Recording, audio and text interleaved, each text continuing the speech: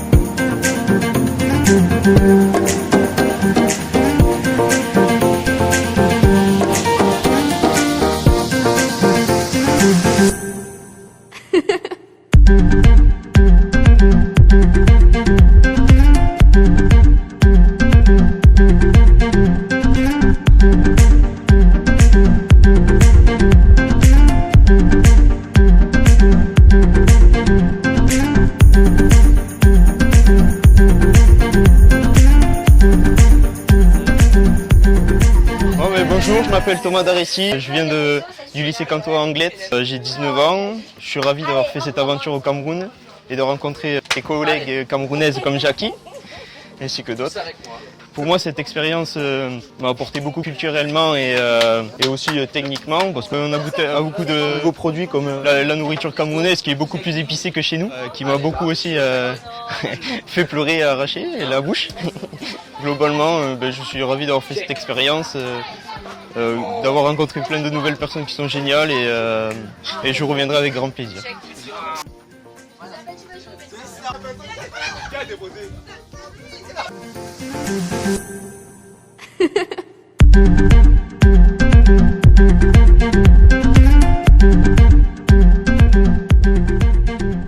Donc, je suis un homme heureux.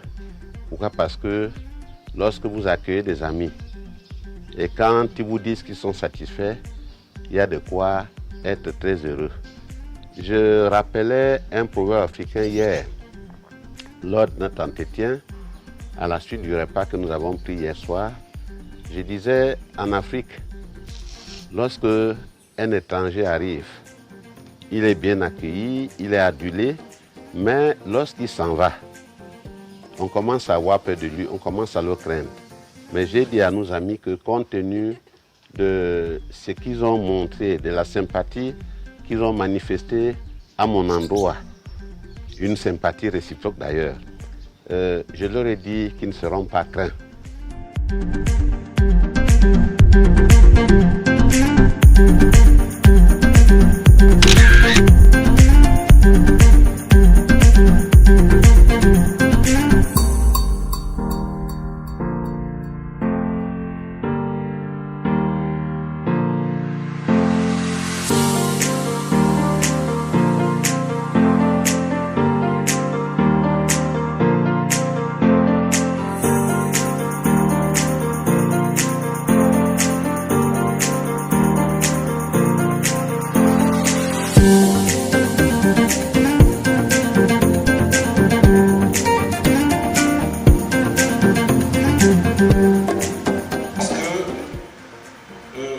La chose la plus importante par rapport à la problématique des changements climatiques, c'est de commencer par parler des changements climatiques à travers notre vie.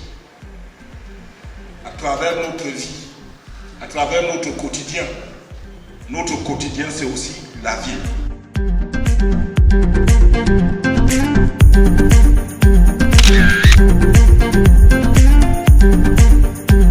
Anne-Marie Essono, coordonnatrice du projet de développement des villes inclusives et résilientes au Cameroun, projet porté sous la tutelle du ministère de l'Habitat et du Développement urbain. Et en matière de gestion urbaine, il vaut mieux voir sur une carte ce qui se passe, ce qui pourrait se passer.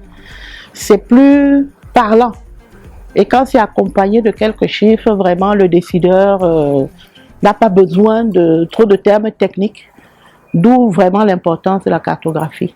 Parce que le décideur n'est pas nécessairement un technicien.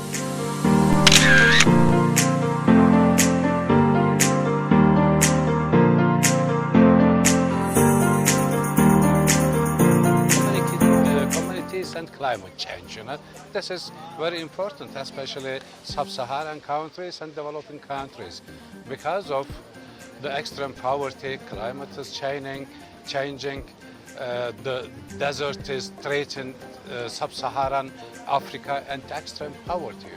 What it means? We need a sustainable cities. We need a sustainable rural development. So what we need? We need a sustainable land administration system, what is called fit-for-purpose land administration system. This is a pyramid. At the top, land policy, and down, cadastral parcel. All the stories start from the cadastral parcel up to land policy of the country. What is land policy? Land policy covers legislative framework, technical instruments, sectors, actors, and special data infrastructure. It means that the countries is struggling with the absence of land policy system. They should start from the legislative side, from the constitution and from the civil law. Then institutional development, capacity building, institution strengthening, training are the most important issue. Then, two things is important: land registration and land cadastre. Besides that, land valuation, land development, land readjustment, land consolidation, land use are the parameters of such a system. If we develop those systems, that will be beneficial for the social development, economic development, and environmental development of the country.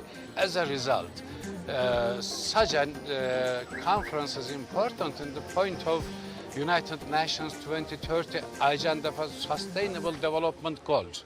It is declared in 2015 and completed 2030. Actually, this conference is an awareness conference of Cameroon, the Cameroon government. It is very important.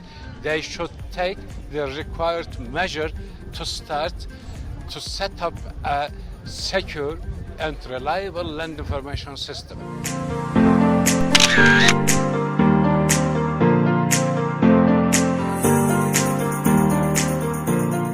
Merci. Une rencontre comme Understanding the Risk, c'est une rencontre très importante dans la mesure où il faut commencer à intégrer les questions de changement climatique et surtout les questions de vulnérabilité, c'est-à-dire les risques climatiques dans les mentalités des populations. Donc à partir de cette rencontre, elle a permis à ce que les organisations de la société civile, les acteurs du secteur public, les acteurs privés et les organisations internationales puissent se mettre ensemble pour parler des perspectives et des prospectives des questions de risque au Cameroun. La question de risque n'est pas encore une question qui rentre dans les fondements et les mentalités du Camerounais. Mais je pense qu'avec des actions de sensibilisation, de communication, la population camerounaise, à travers la décentralisation qui est en train de se mettre en place, l'implication des élus locaux, ça va permettre à ce que la question de risque puisse être entendue par tout le monde, c'est-à-dire à partir des ménages jusqu'au niveau international.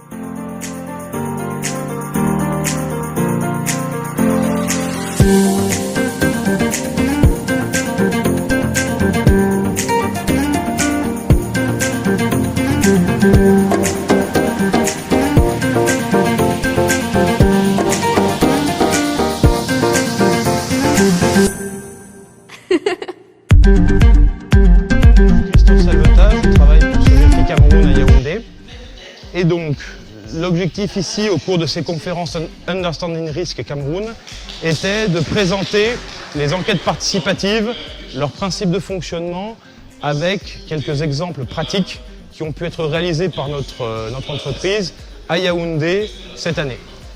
L'objectif ici était en fait un échange où il s'agissait d'expliquer en quelque sorte comment fonctionnaient les enquêtes participatives, quel était l'intérêt de ces enquêtes par rapport au risque d'inondation et de permettre ensuite, par des séries de questions, de pouvoir expliquer aux gens présents les questions qu'ils pouvaient avoir, les détails qu'ils voulaient éventuellement évoquer sur ces questions d'inondation, d'évaluation de l'inondation.